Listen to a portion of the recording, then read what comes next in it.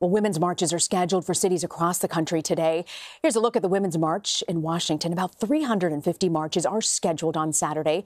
Women are protesting against the policies of the Trump administration, calling for equality and advocating an end to violence against women. The Women's March has been hit by controversy, though, after co-founder Tamika Mallory refused to condemn anti-Semitic remarks made by Nation of Islam founder Louis Farrakhan. CBS News' Nicole Killian is at the Women's March in Washington and joins us now. Nicole, I can see the lines of people behind you there. What's the tone?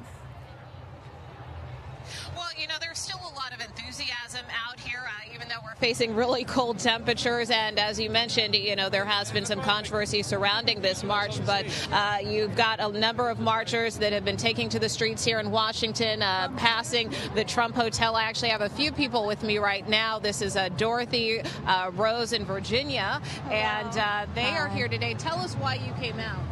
We came out to support women's rights. It's really important that everybody realize that we make up a majority of the population and we need to be heard, especially with things like gun control. For my granddaughter here who has to have lockdown drills at school. She had one just on Thursday, she had a lockdown drill. Yes. And on her first day of kindergarten, that was first thing they learned was how to stay safe in their schools.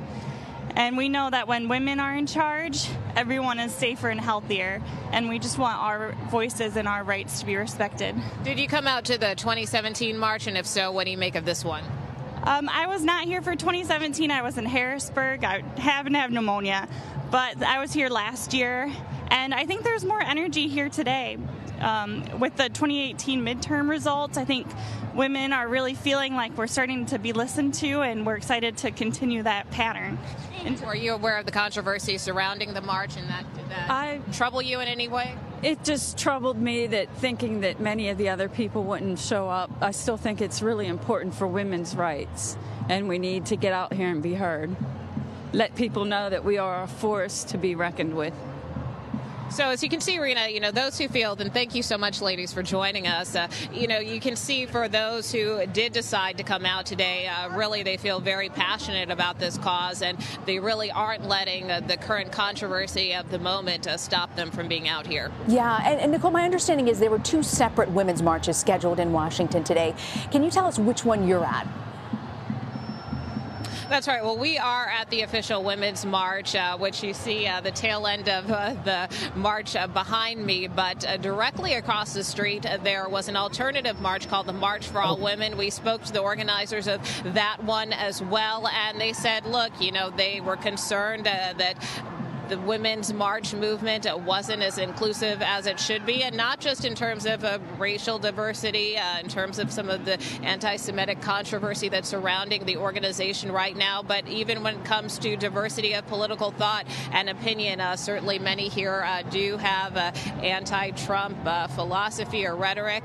You know, some at this other rally were Trump supporters or wanted to have an open door, open tent for those women, but they said this is the first time they've tried something like this. I will say their numbers weren't as large as what we're seeing with the Women's March, but, you know, they said they just wanted to try this out and may continue doing it again next year.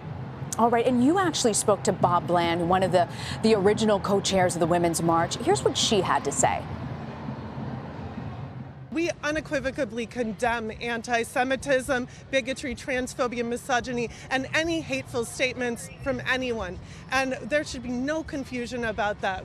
We've made many official statements, and what we're here today to do is set a women's agenda that includes fighting anti-Semitism and all other forms of hate, and translating that into a legislative policy agenda that can create real tangible results over 2019 and 2020 up into and beyond the presidential elections. So does she feel that the controversy is really overshadowing the movement? Is that the sense on the ground there?